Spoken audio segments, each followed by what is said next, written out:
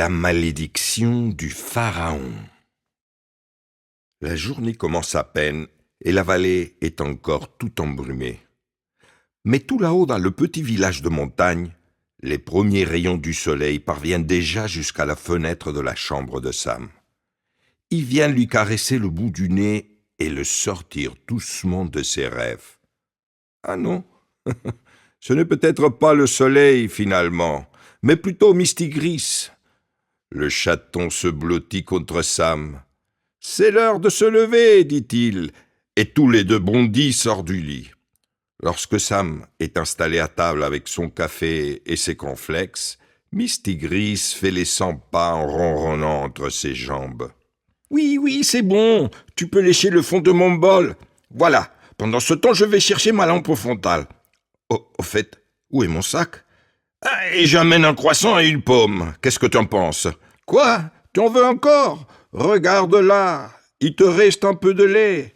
Maintenant, il faut que j'y aille. Tu restes sage, hein ? Je rentre au plus tard pour le souper. » La semaine dernière, peu avant la tombée de la nuit, alors qu'il randonnait dans ces montagnes adorées, Sam a fait une incroyable découverte. Une grotte. S'il avait pu, il aurait foncé l'explorer, mais sans lampe frontale, il n'a pas osé. C'est pourquoi il y retourne aujourd'hui. Sam lasse ses chaussures de randonnée, enfile son chapeau d'explorateur et le voilà parti à l'aventure. Il passe devant la fontaine du village et traverse le grand pré jusqu'à la parcelle de forêt escarpée. Il imagine déjà la tête de ses copains du Dinoclope s'il arrive à la prochaine réunion avec des vrais fossiles. Et si, grâce à lui, on découvrait que des dinosaures ont vécu à l'endroit même où se trouve leur village ? Oh, ce serait trop génial. Sur la dernière portion, Sam doit escalader un peu, et le voilà arrivé. L'ouverture dans le rocher est assez large, mais mesure à peine 1 mètre de profondeur. Enfin, c'est ce que pensait Sam à première vue. C'était avant qu'il ne découvre une fente dans la paroi, menant vers une longue galerie qui s'enfonce bien plus profondément dans la montagne. Il enfile alors sa lampe frontale et l'allume. Au début, il ne voit rien du tout. Mais au moment où la lumière parcourt le plafond, il repère un dessin. Les traits sont un peu anguleux, comme sa filleule le dessine parfois. On reconnaît bien une silhouette d'homme avec une tête allongée. Il tend la main comme pour dire « Viens avec moi ». Sam rentre ses épaules et se faufile à travers l'ouverture. À peine passé de l'autre côté, il n'en croit pas ses yeux. Il se trouve dans une immense grotte, au moins aussi grande que sa chambre. Et sur les parois, il découvre d'autres figures dessinées. L'une d'elles a une tête qui ressemble à un animal. Pas un dinosaure, c'est sûr. Plutôt quelque chose comme un hippopotame. Oh, là-bas, il y en a un autre. Il a une tête de chat, presque comme Mistigris. L'homme-chat porte une couronne, et ses mains montrent une crevasse qui s'enfonce encore plus loin dans la montagne. Sam avance prudemment, un pas après l'autre. D'un coup, le passage se rétrécit et il doit se mettre à 4 pattes pour continuer d'avancer. Ses genoux sont tout sales et commencent à lui faire mal. Tout d'un coup, il a plus de place et il arrive sur une nouvelle grotte. Sous la lumière de sa lampe frontale, un autre homme à tête d'hippopotame lui indique une nouvelle direction. Cette fois, ses mains pointent vers le sol. Pourquoi le sol ? Pense Sam. Va-t-il vraiment falloir qu'il passe par une trappe maintenant ? C'est alors qu'il remarque le gros coffre en pierre qui se trouve au pied de l'homme hippo. Un trésor ! Il vient de trouver un trésor en vrai. Alors là, ses copains du Dinoclope vont être encore plus surpris qu'avec une dent de T-Rex. Il essaye de toutes ses forces de déplacer la dalle qui recouvre le coffre. Ouh, qu'elle est lourde! Il reste un instant sans bouger, puis se remet à pousser. Alors qu'il parvient enfin à voir à l'intérieur du coffre, c'est la déception. Pas de pièces d'or ni de pierres précieuses, juste un livre. Mais, au moment de le sortir, il souffre sur l'épaisse couche de poussière et s'aperçoit que le livre est en or. On y voit aussi des sortes d'inscriptions. Ça doit être des hiéroglyphes. Mais bien sûr, en y réfléchissant un peu, les dessins sur les murs ont aussi quelque chose d'égyptien. Sam feuillette le livre. Des hiéroglyphes partout. Il n'y comprend rien. Un peu déçu, il referme le livre et découvre avec surprise 2 mots écrits dans sa langue sur la couverture. Enfin, presque. Astaïkuaz, lit-il à voix basse. Iafiraoun. Qu'est-ce que ça peut bien vouloir dire? C'est du charabia. Pour en avoir le cœur net, il lit à nouveau l'inscription. Astaïkuaz Iafiraoun. Astaïkuaz Iafiraoun. Tout à coup, le sol se met à trembler. Des pierres s'effritent du plafond. Un grondement retentit et la grotte s'emplit de poussière. Sam se recroqueville et protège sa tête avec ses mains. Mais aussi vite qu'elles sont arrivées, les secousses s'arrêtent.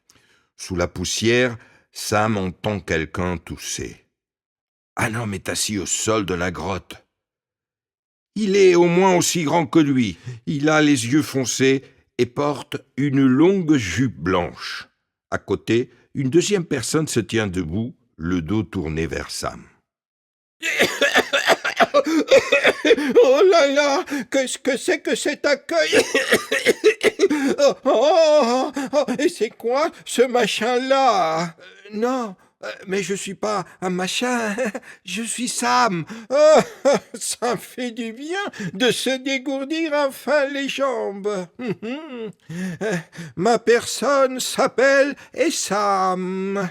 Je suis le protecteur, serviteur et goûteur de la grande reine d'Égypte, Cléopâtre. Oh, oh, je suis toute rouillée. Où est-ce qu'on est atterri? La reine Cléopâtre, pour de vrai. Oh, vous êtes encore plus belle que dans le film. Votre nez. Et le diadème, oh, c'est de l'or. Bonjour, pardon, moi, c'est Sam. Ça va pas, mais qu'est-ce que tu fais là? Moi, je pensais serrer la main de la reine. On se prosterne devant une reine. Oh, ok, je vais le faire. C'est bien comme ça? Je n'ai encore jamais rencontré de vraie reine, alors la grande reine d'Égypte ancienne. Ancienne? Ce sont des choses qu'on ne dit pas à une femme, qu'elle soit reine ou pas. Enfin bon, peux-tu nous dire où nous sommes et qu'est-ce qui se passe? Oui, alors, oui, vous êtes apparu là où la terre a tremblé. Enfin, moi, je pensais trouver des dents de dinosaures dans votre grotte, et à la place, vous débarquez tous les deux d'Égypte ancienne, et avec un livre en or, là, dans le coffre. J'ai juste essayé de lire ce qui était écrit sur la couverture, et tac, je vous ai trouvé face à moi. Oh non, c'est pas vrai! Tu as lu ce qui était écrit sur la couverture? Oh, je n'en crois pas mes oreilles! Oh, quelle poisse! Pardon, mais pourquoi? Le livre que tu as trouvé n'a pas été caché pour rien au fond d'une montagne dans un pays si lointain. C'est le livre maléfique du pharaon Ramsou. C'était un horrible pharaon. Il a voulu éteindre le soleil à jamais. C'est pour cette raison que lui et Malik, son garde du corps, ont été bannis. Mais sans le vouloir, en lisant l'inscription, tu l'as ramené à la vie. Et nous aussi. Et maintenant, nous sommes foutus. Non, Issam, Nous ne sommes pas foutus. Nous devons trouver un moyen d'empêcher Ramsou d'accomplir sa malédiction. Il y a forcément un indice à décrypter quelque part dans le livre. Malheureusement, il est écrit dans une langue secrète que personne ne comprend. Pardon, je pensais que vous écriviez comme dans le livre. Ce sont bien des hiéroglyphes égyptiens, ces signes. Oui, c'est ça. Ce sont bien nos lettres. Mais nous ne comprenons rien à ce charabia. Comme je te le dis, Ramsou a inventé une langue secrète. Et alors? Nous sommes foutus, maudit bouquin. J'ai une idée. Des scientifiques spécialisés dans l'Égypte ancienne ont bien réussi à décrypter votre écriture, enfin, vos hiéroglyphes à vous, sans l'aide de personne. Oui, et alors? Ça veut dire que les égyptologues ont l'habitude de déchiffrer des hiéroglyphes. Ils arriveront peut-être à comprendre la langue secrète de Ramsou. Super! Il faut se mettre en chemin au plus vite. C'est loin, c'est que j'ai les jambes en coton, moi. J'ai tellement faim. Oh, mais tu peux avoir mon croissant, tiens. Il faut que je fasse de la place dans mon sac pour y mettre le livre de toute façon. Oh, mais dis donc, je n'ai jamais rien mangé d'aussi bon. Cléo, tu veux croquer dedans? Voyons. On ne demande pas à une reine si elle veut croquer dedans. Allez, il vaut mieux y aller. Au même moment, à quelques sommets de là, le tonnerre gronde et la terre tremble dans une autre grotte. Deux drôles de zigotos sortent en bien que mal de la crevasse. Un peu abasourdis, ils ne se rendent pas compte que la montagne est abrupte et dégringole jusque dans le pré en contrebas. Les voilà tous deux, le pharaon Ramsou et son garde du corps Malik, debout au milieu des vaches qui meuglent un sursaut. « Mais qu'est-ce que c'est ça? Où est-ce qu'on a atterri? Oust! Saleté de vache!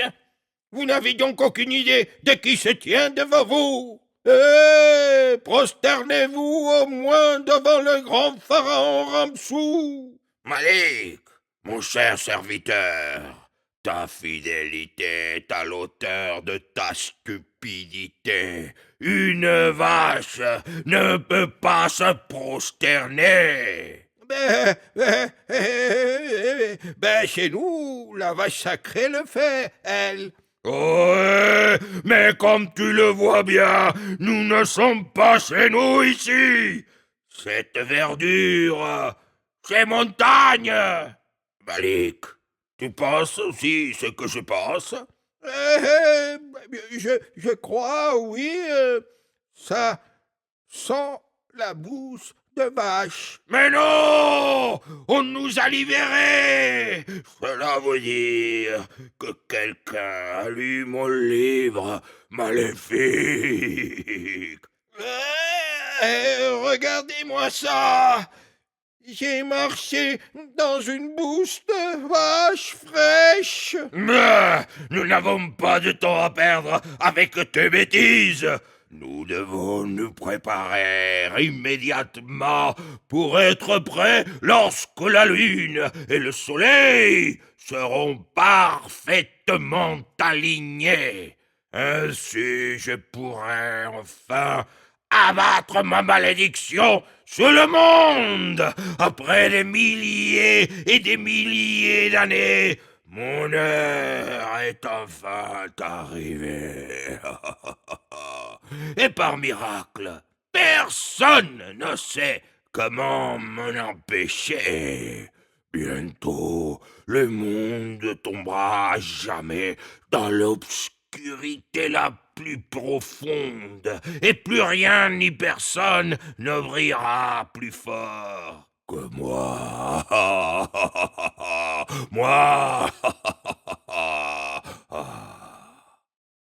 De l'autre côté, Cléopâtre et Sam ont confortablement pris leur quartier chez Sam.